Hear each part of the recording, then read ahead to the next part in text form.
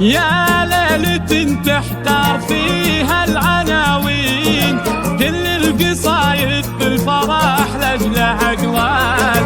الله يبارك في مسرات الاثنين، في ليلة هن بها العم والخال.